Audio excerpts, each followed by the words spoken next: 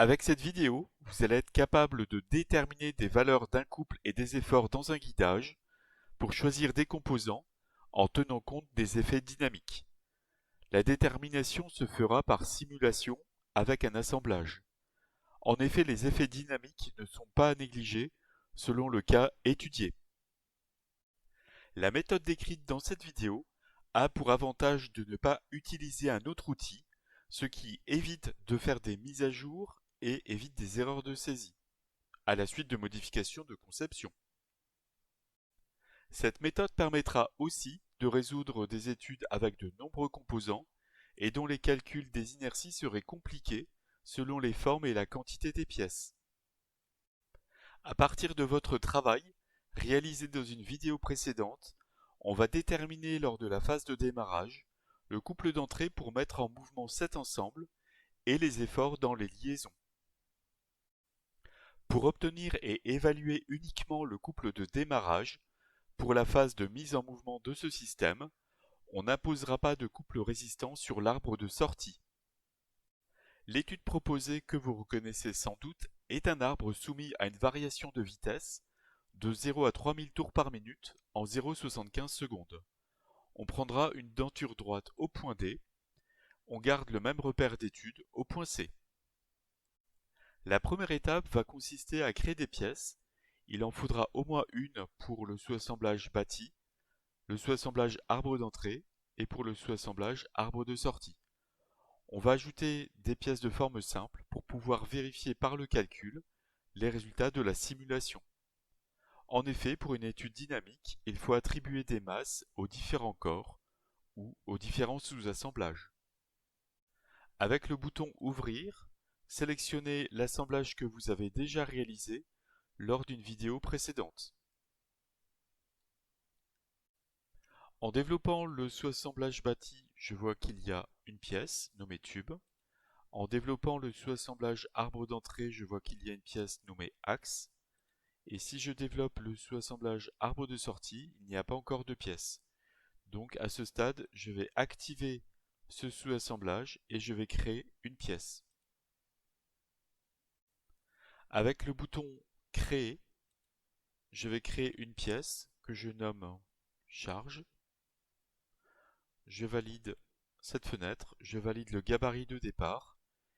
Et ici, je vais faire un placement valeur par défaut, ce qui va aligner le repère de cette pièce nommée charge sur le repère du sous-assemblage arbre de sortie.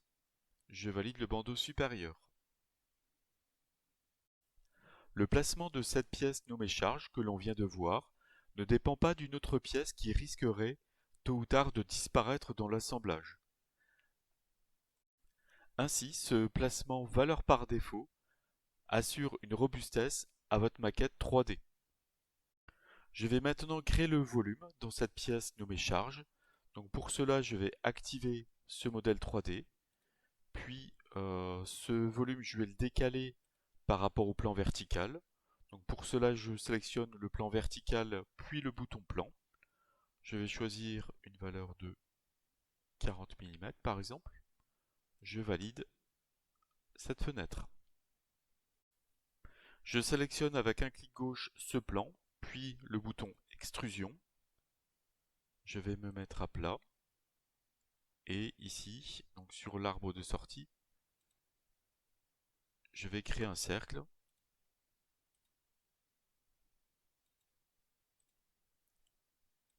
De diamètre 200 mm. Je valide le bandeau supérieur et je vais mettre une longueur de 50 mm. Et je valide le bandeau supérieur. Donc pour désactiver le modèle 3D nommé charge.prt, j'active l'assemblage général et maintenant j'ai bien une pièce dans chaque sous-assemblage. La deuxième étape consiste à orienter de manière automatique à la régénération l'arbre de sortie avec la liaison pivot au point E. Ce réglage est facultatif pour cette étude, comme il n'y a pas une orientation angulaire particulière à respecter de l'arbre d'entrée ou de l'arbre de sortie. En effet, pour bien comprendre l'évolution d'une courbe, il peut être utile de connaître à partir de quelle position est faite une mesure. Pour caler angulairement l'arbre de sortie par rapport au bâti, je regarde un petit peu comment sont disposés les différents plans. Donc j'ai choisi ce plan horizontal qui va être commun, ou qui devra coïncider avec le plan horizontal du sous-assemblage bâti. Donc à partir de là, je vais éditer le sous-assemblage arbre de sortie, j'édite sa définition, et ici je vais compléter la définition de la liaison pivot, je sélectionne axe de rotation, puis je vais sélectionner donc ce plan horizontal et le plan horizontal du sous-assemblage bâti. Donc j'active ici la case activer la valeur de régénération. Donc si je voulais changer la valeur numérique ici de 0, il faudrait sélectionner ces flèches pour passer la valeur à droite ici. Donc ici j'ai déjà la valeur de 0 qui me convient. Je valide le bandeau supérieur. Je vais créer maintenant un cliché et une condition initiale pour définir la position du mécanisme à t égale 0 secondes. En sélectionnant le bouton Faire glisser les composants, je développe ici la flèche à gauche de cliché et je sélectionne l'appareil photo. Je vais donner le nom position initiale. Voilà, je vais copier. Je valide.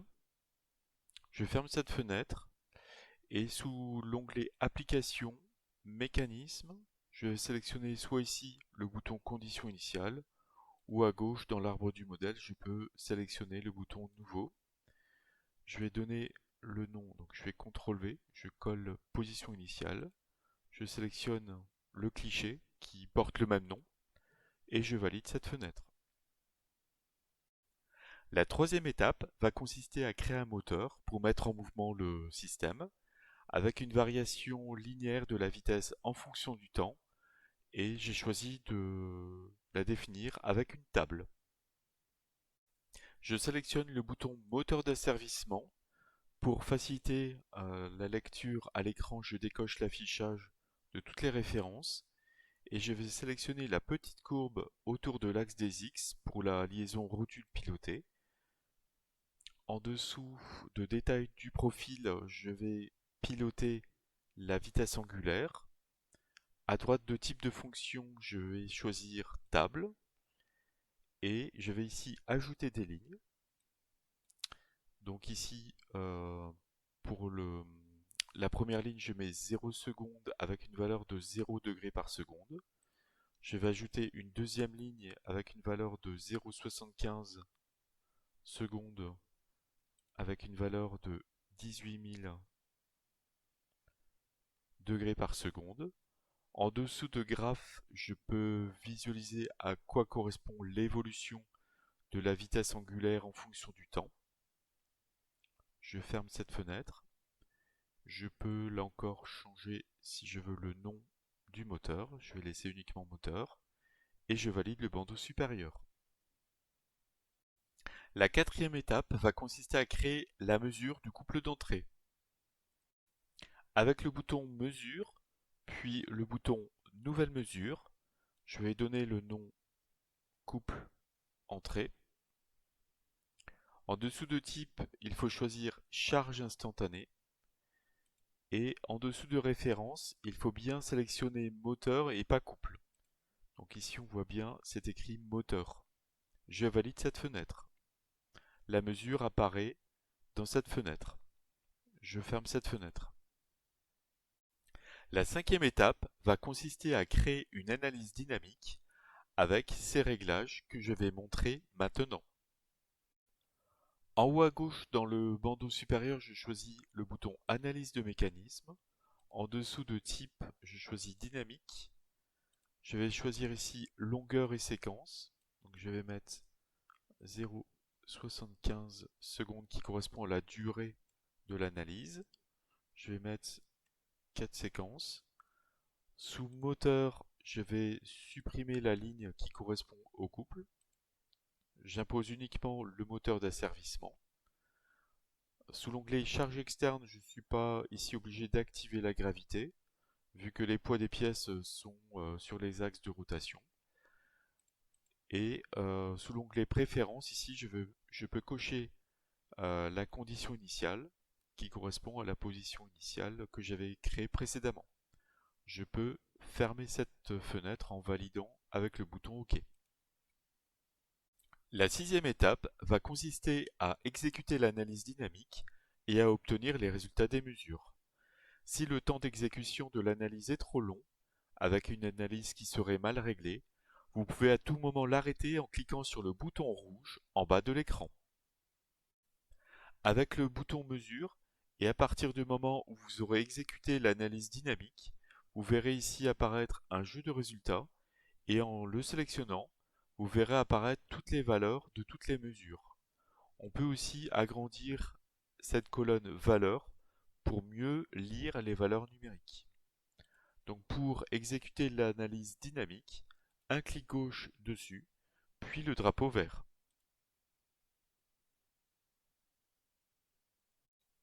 N'oubliez pas de sauvegarder vos fichiers. La septième étape va consister à déterminer le couple moteur sur l'arbre d'entrée par le calcul et de le comparer avec la simulation. Pour cela, répondez aux différentes questions, comme la première qui est de calculer l'accélération angulaire de l'arbre d'entrée, sachant que l'arbre d'entrée est soumis à une variation de vitesse de 0 à 3000 tours par minute en 0,75 secondes. Si l'on veut connaître la masse d'une pièce ou d'un assemblage, dans le bandeau supérieur choisir l'onglet Analyse, puis le bouton Propriétés massiques et enfin le bouton Aperçu. La valeur numérique de la masse apparaît à droite de masse. Ici on a 5,5 10 puissance moins 4 tonnes, soit en multipliant par 1000 pour avoir des kilogrammes, on a 0,55 kg. Calculez la masse de l'axe en acier sur l'arbre d'entrée et comparez votre valeur avec celle donnée dans Créo.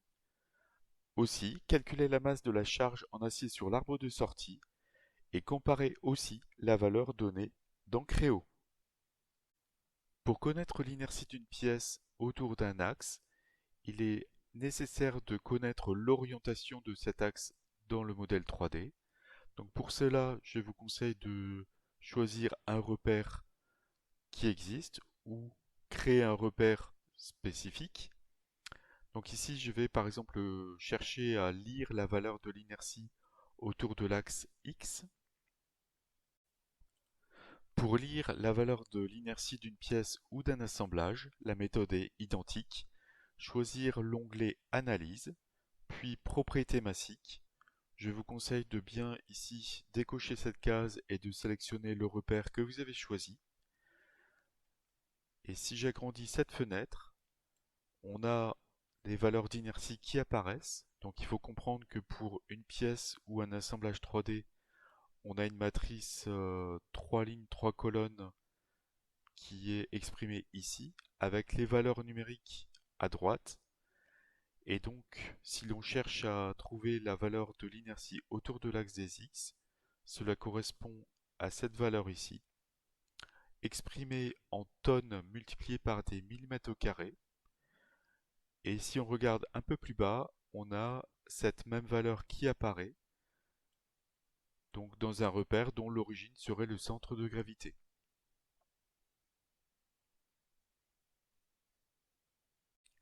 Calculez l'inertie de l'axe sur l'arbre d'entrée et comparez votre résultat avec celle donnée dans Créo. On rappelle ici la relation pour calculer l'inertie d'une forme cylindrique autour de son axe.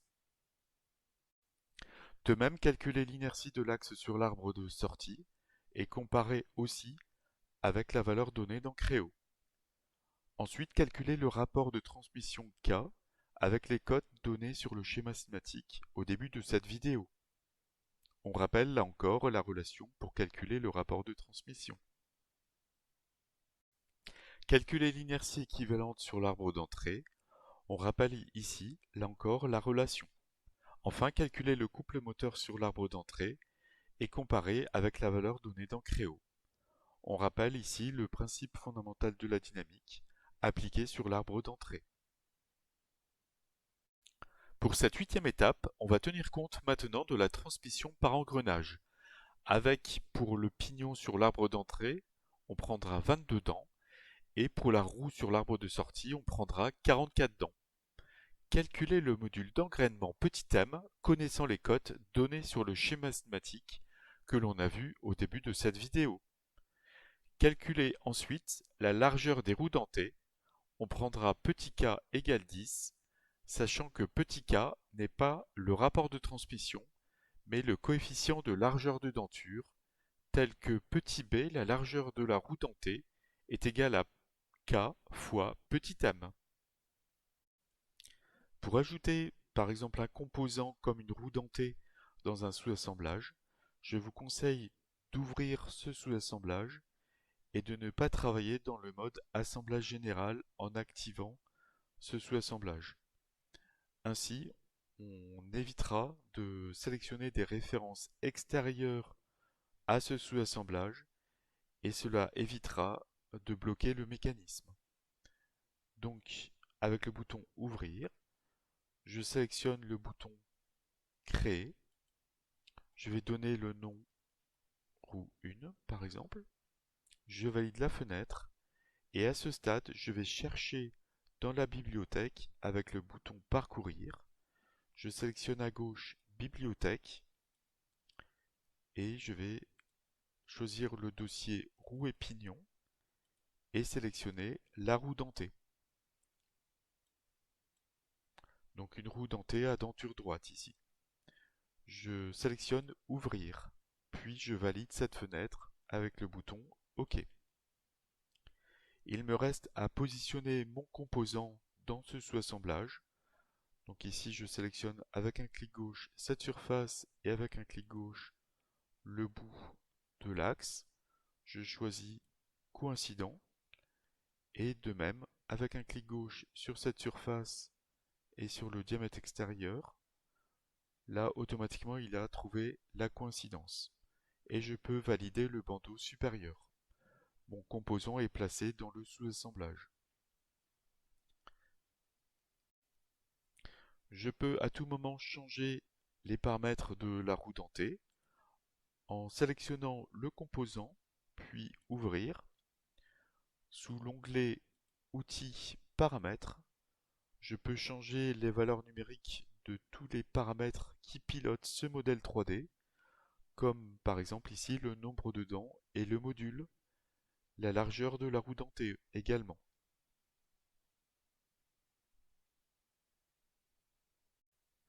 Ajouter les roues dentées dans chaque sous-assemblage. Calculer la masse de la roue sur l'arbre d'entrée de 22 dents. On pourra considérer une roue dentée comme un cylindre plein avec comme diamètre extérieur le diamètre primitif. Calculer l'inertie de la roue sur l'arbre d'entrée de 22 dents. Calculer la masse de la roue sur l'arbre de sortie de 44 dents. Calculer l'inertie de la roue sur l'arbre de sortie de 44 dents.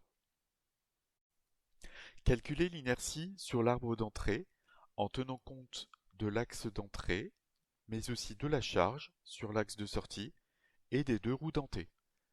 Calculer le couple moteur sur l'arbre d'entrée et comparer la valeur donnée dans Créo à la suite de la simulation en dynamique. Enfin, quelles remarques pouvez-vous faire pour cette étude dynamique? Que faut-il en retenir?